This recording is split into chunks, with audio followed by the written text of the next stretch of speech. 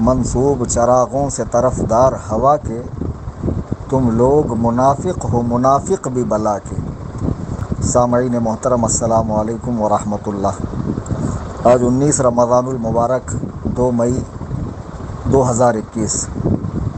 میرے what's app پر بہت سے احباب نے ایک لنک بھیجی ہے امیر تحریک دعوت اسلامی الیاس قادری صاحب کی، جس میں ان کا روئے سخن میری طرف ہے، اور اس کا ٹائٹل بھی اسی طرح ہے کہ کلیم حنفی رضوی کو جواب۔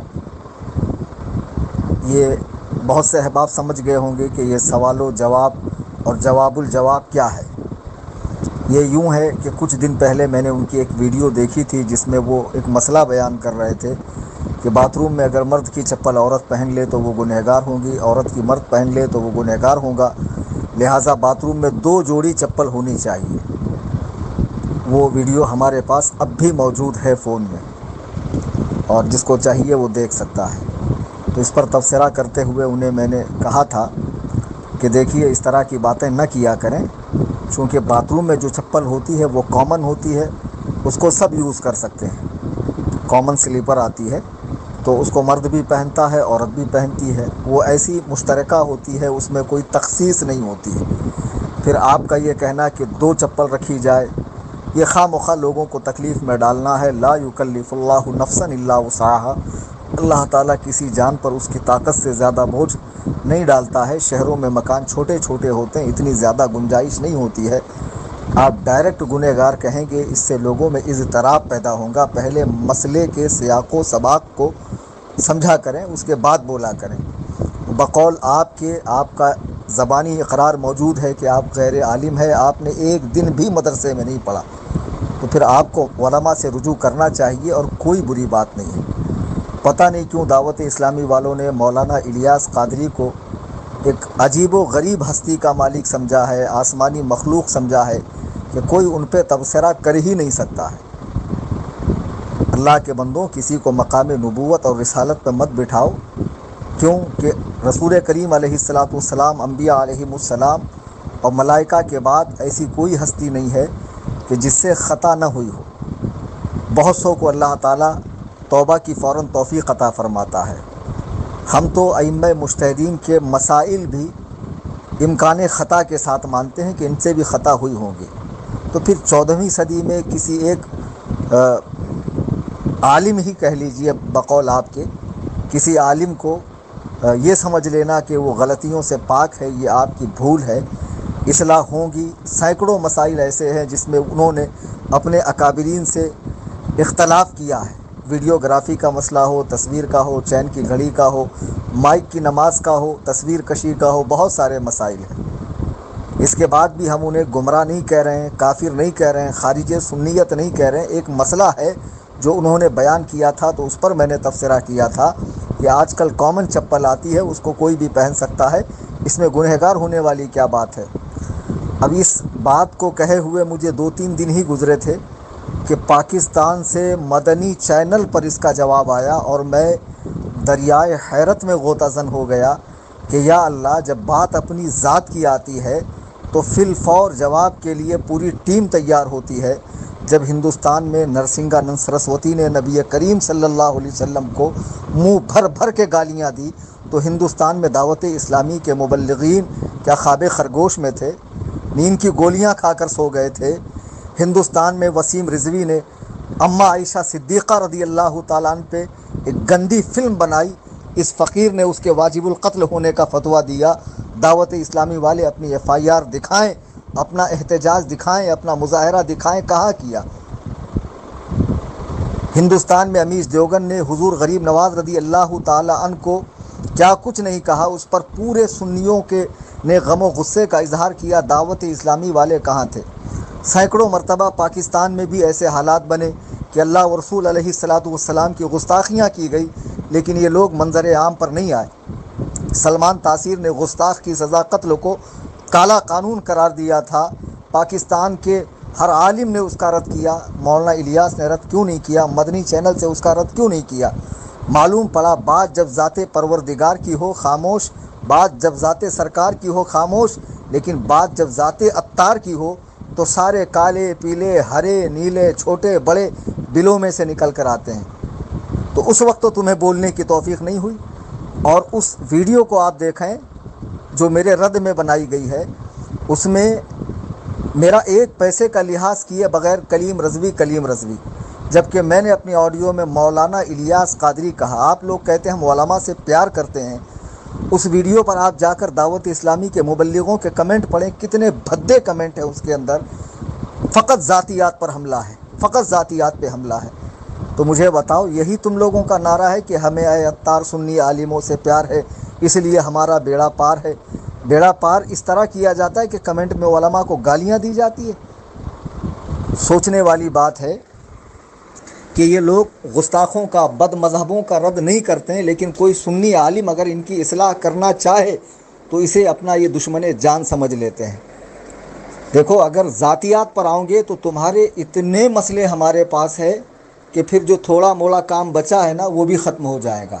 تو علماء سے زیادہ الجھا مت کرو، ٹھیک ہے نا؟ اور اسے یا تو دھمکی سمجھ لو یا نصیحت سمجھ لو. شاید تمہیں اچھے سے سمجھ میں نہیں آتا. میرا نام کلیم حنفی رضوی ہے. میں ڈنکے کی چوٹ پہ بولتا ہوں. آج تک کسی سے نہ ڈرا نہ ڈروں گا انشاءاللہ. میرے پیر و مرشد سرکار تاج الشریعہ رضی اللہ تبارک و تعالیٰ عنہ کا فیض ہے مجھ پر. یہ لوگ کیا بد مذہبوں کا رد کریں گے؟ حال فی الحال میں ان کی ایک ویڈیو آئی ہے مدن پورہ بامبے کے اندر. ایک سڑے ہوئے شیعہ کی دکان میں انہوں نے چندہ باکس رکھا ہوا ہے اور وہاں سے چندہ لے رہے ہیں. باقاعدہ ویڈیو آئی ہے اور ویڈیو میرے پاس موجود ہے. جس کا جی چاہے میرے نمبر پہ واٹس اپ کرے، میں آپ کو دیتا ہوں. جو بد مذہبوں سے چندہ لے، جو بد مذہبوں کا نام لے کر رد نہ کرے، کبھی وہابی دیوبندیوں کا رد نہ کرے نام لے کر، یہ عاشق رسول بنے پھر رہے ہیں. یہ سنتیں سکھانے والے ہیں، سنتیں سکھانے والے ہیں کہ جب اللہ کے رسول علیہ الصلاۃ والسلام کے ناموس کی بات آتی ہے خاموش بیٹھے رہتے ہیں، اور جب بات اپنے امیر کی آتی ہے تو فوراً جواب دینے کے لیے نکل جاتے ہیں. شرم آنا چاہیے، تم لوگوں کو شرم آنا چاہیے. آج لوگ کہتے ہیں کیا ضرورت تھی آپ کو یہ مسئلہ اٹھانے کی، اہل سنت میں پھوٹ ڈالنے کی. یہ پھوٹ ڈالنا کہ ایک آدمی سوشل میڈیا پہ آ کے غلط مسئلہ بیان کرتا ہے اور ہم سے کہا جاتا ہے کہ آپ اکیلے میں اصلاح کریں. تو اس نے سوشل میڈیا پہ مسئلہ بیان کیوں کیا؟ اس کا ویڈیو ڈالا کیوں گیا؟ جب اس کا ویڈیو عام ہو گیا، لوگوں نے مسئلہ سن لیا، جو غلط فہمی میں مبتلا ہے ان کی اصلاح کے لیے ہم نے سوشل میڈیا پہ ڈالا ہے، نہ کہ ہمارا مقصد معاذ اللہ ثم معاذ اللہ فتنہ فساد اور نام و نمود تھا. ہرگز نہیں ہے. تو انہوں نے ڈالا ہے سوشل میڈیا پہ، اس لیے مجبوراً ہمیں سوشل میڈیا پہ جواب دینا پڑا. آج لوگ کہتے ہیں کہ کیا ضرورت تھی آپ کو ان سے الجھنے کی، بد مذہبوں سے الجھیے. بد مذہبوں سے مجھ سے زیادہ یہ الجھیں گے. وہابی دیوبندیوں، قادیانیوں اور شیعوں کے رد میں میری 33 عدد کتابیں موجود ہیں. میری آپ کئی ایک تقریریں یوٹیوب سے سن لیجیے. الحمدللہ ہر باطل فرقے کا میں رد کرتا ہوں. قصہ مختصر یہ کہ جو جواب انہوں نے دیا ہے وہ جواب نہیں ہے بلکہ میری بات کی تائید ہے. آپ اس ویڈیو کو اچھے سے دیکھیں کہ ان کا مفتی خود کہہ رہا ہے کہ آج کل کامن چپل آتی ہے. الیاس صاحب کو اب تک نہیں معلوم تھا کہ کامن چپل آتی ہے. وہ سمجھتے تھے کہ باتھ روم کے لیے بھی مردوں کی چپل الگ ہے، عورتوں کی الگ ہے. ان کو اب تک یہ بات پتہ نہیں تھی. پتہ نہیں کیسے نہیں پتہ تھی ان کو. تو ان کا مفتی خود کہہ رہا ہے کہ آج کل ایک مشترکہ چپل آتی ہے جس کو سب پہن سکتے ہیں. اور میں نے اپنی پہلی آڈیو میں بھی کہا کہ جو مردانہ وضع کی جوتے ہوتے ہیں اگر عورتیں اس کو پہن لے تب کہا جائے گا تشبہ بالرجال. اس نے مردوں کے ساتھ مشابہت کی ہے. یا زنانہ وضع کی جو سینڈلز وغیرہ اور جوتیاں آتی ہیں اگر مرد اس کو پہنے تب کہا جائے گا تشبہ بالنساء. اس نے عورتوں کے ساتھ مشابہت کی، تب جا کر حکم لگے گا. لیکن باتھ روم میں تو ایک دم کامن چپل ہوتی، اس کو کوئی بھی استعمال کر سکتا. اس پر حکم لگانا، گنہگار قرار دینا. اور مزے کی بات یہ کہ اس پر فقہائے کرام میں سے، متقدمین میں سے، فقہ کی کسی کتاب میں سے کوئی حوالہ نہیں. بس فرما دیا. تو ان کا فرمانا آپ کے لیے حرف آخر ہوگا، ہمارے لیے نہیں. مسئلہ غلط ہوگا، ہم آگے بھی رد کریں گے. اور بد زبانی، بد کلامی سے مبلغین اپنے آپ کو روک کر رکھیں، ورنہ یہ جو کھوکھلے دعوے نا 200 ملکوں میں کام ہے. خود بمبئی کی حالت دیکھ لیجئے کہ ہزاروں کی تعداد میں مساجد ہے. کتنی مساجد میں آپ کا کام ہو رہا ہے. کہیں 2-4 لوگ امامہ شریف باندھ کر گھوم لیں تو اس کا مطلب یہ نہیں کہ اس پورے محلے میں کام ہو رہا ہے.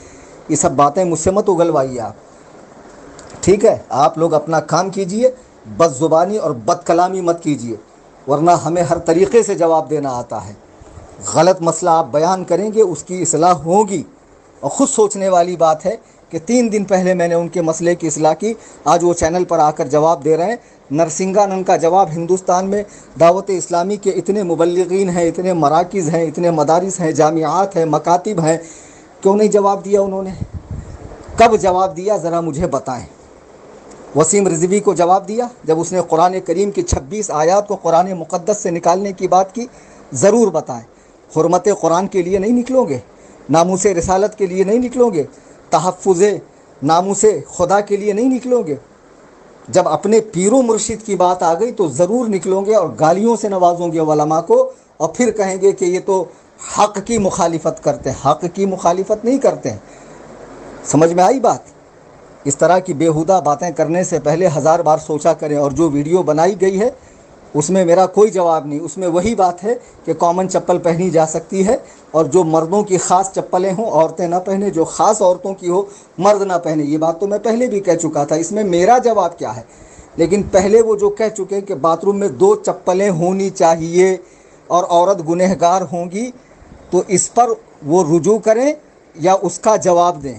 ٹھیک ہے, میں تمام احباب اہل سنت و جماعت سے گزارش کروں گا کہ مسلک اعلیٰ حضرت پر سختی سے قائم رہو.